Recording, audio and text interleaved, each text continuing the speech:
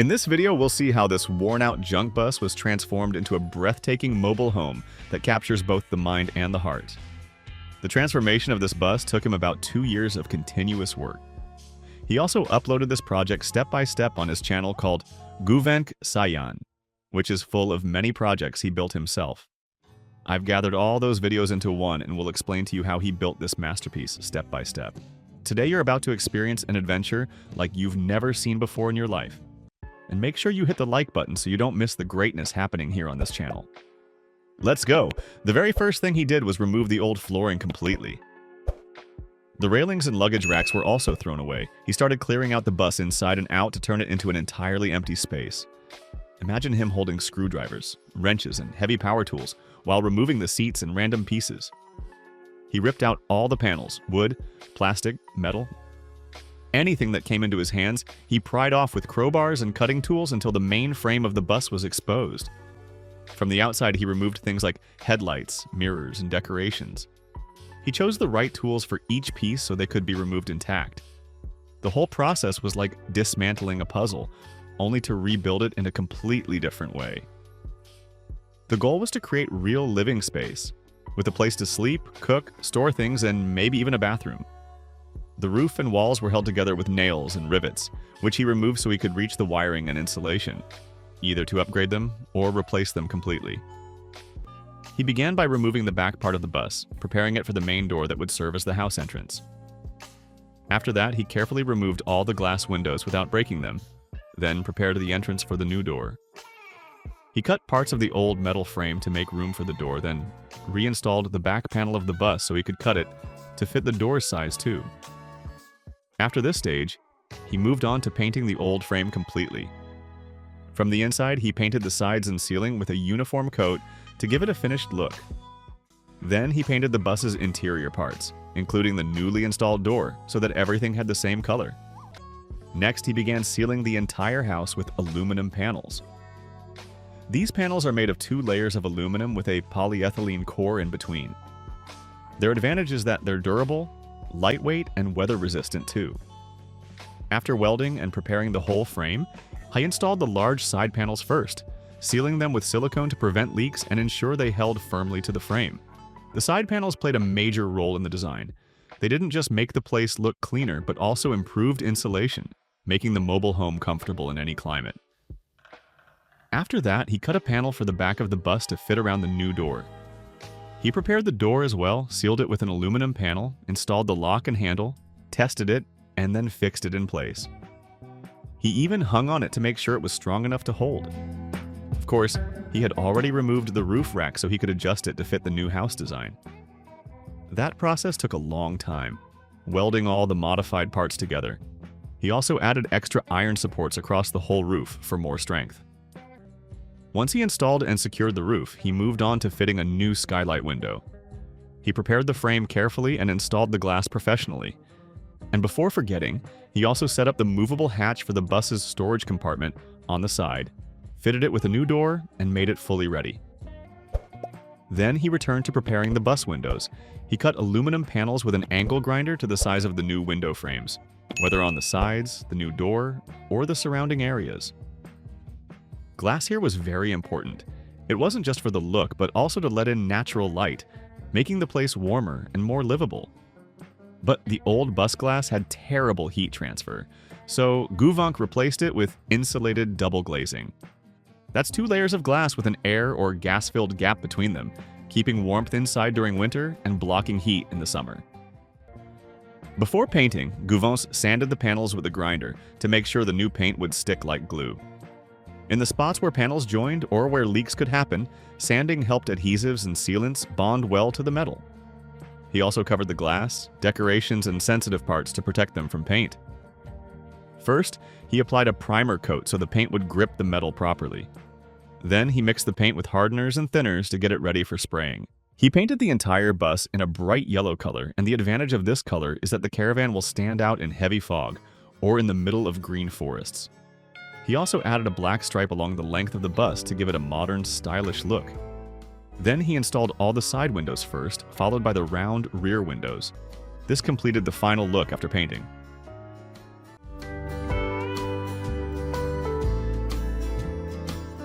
Next, he worked on the bus rack. He took it down again, painted the edges in a bright yellow, and painted the center matte black. Then he reinstalled it back on top of the bus. Inside the bus, he started with the bus on the flooring. He added new boards to cover the ground, giving the caravan a modern, elegant style.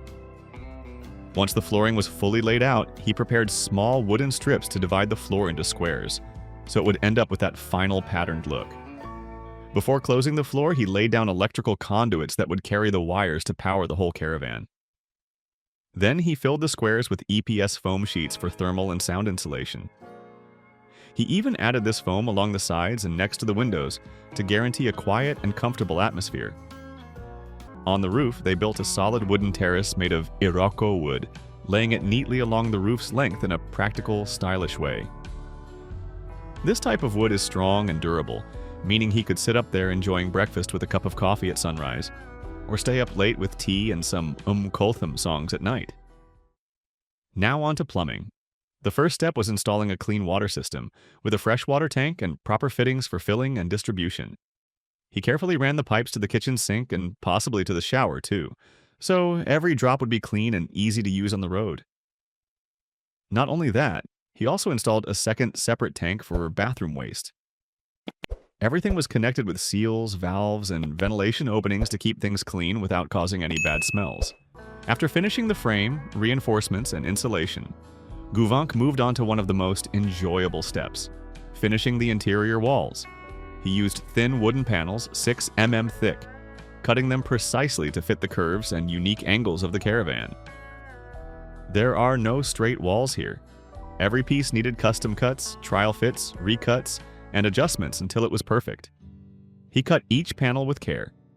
The electrical wiring was carefully arranged, especially the main lines, to make sure everything worked flawlessly. Then Guvank went up to the roof and installed not just one, but 2 clean solar panels for generating electricity. He positioned them perfectly to capture maximum sunlight throughout the day, ensuring they could power the caravan completely. Next, he moved on to dividing the caravan's interior. He installed 5 samam-thick wooden boards side by side to create the space for the fridge, which fit perfectly into its designated spot. Then he worked on the bathroom and shower areas.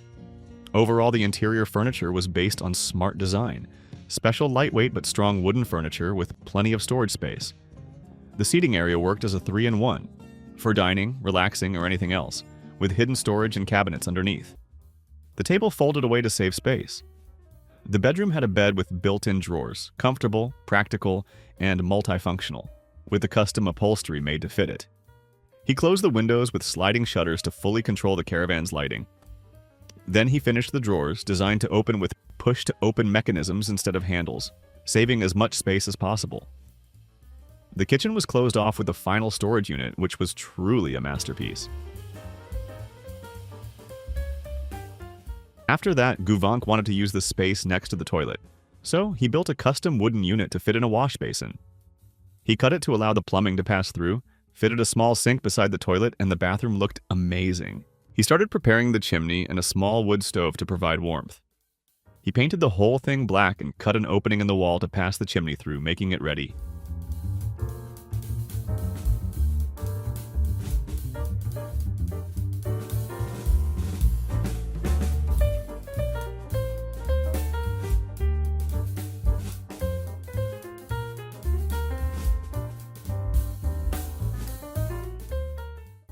Now it was time for luxury, installing ceiling lights one after another.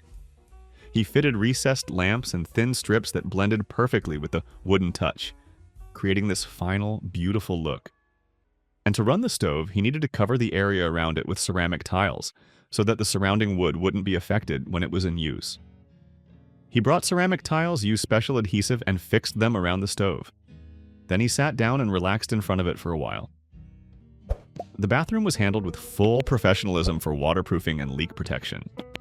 He used fiberglass and resin to seal all the walls completely against water.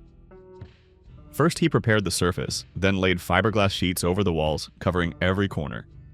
With a brush and roller, he applied resin over the fiberglass, forming a strong, waterproof layer. After sanding everything, he applied a water-based acrylic primer, followed by a durable, easy-to-clean final coat. This process was sticky and time-consuming, but essential to prevent moisture and preserve the whole structure. To unify the bus's interior color, he filled all the gaps in the wood with putty. He removed all the ceiling lights to protect them from paint, then painted all the walls, shelves, and drawers in a bright white that caught the eye. As you know, dear viewer, white also gives the impression of a larger space. To ensure all the wooden surfaces inside the bus would last for years, he used a brush to apply special wood varnish. This wasn't just for looks, but also for preservation. He painted some shelves and drawers in light green for variety, then carefully coated the walls, shelves, and edges with protective varnish to prevent moisture, resist sunlight, and highlight the natural grain of the wood. At this point, about 90% of the work was finished. Only the final touches were left. He sealed the bathroom carefully with silicone, installed the faucet, and tested it to make sure everything worked perfectly. Then he installed an LPG-powered stove, which runs on bottled liquefied gas, along with a gas regulator for safety and a shiny stainless steel sink connected to a solid plumbing system. He prepared the upholstery for the bed, sofa, chairs, and cushions, using fine linen fabric. And this was how it looked in real life. Next, he moved on to the driver's area. He dismantled all the parts that could be removed, including the dashboard and stereo. He repainted them in different colors, black for some, light blue for others, then reinstalled everything back in its place, making the entire area look brand new. This was the final look of the driver's cabin.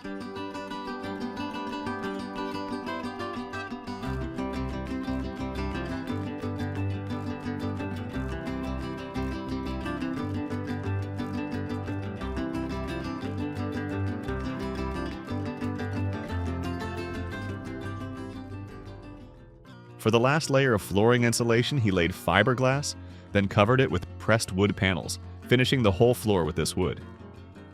He also made a custom wooden cover for the bus engine, designed so it could be lifted at any time in case of a breakdown or maintenance. And finally, he installed the main electrical control panel, the switchboard that would control the caravan's entire electrical system.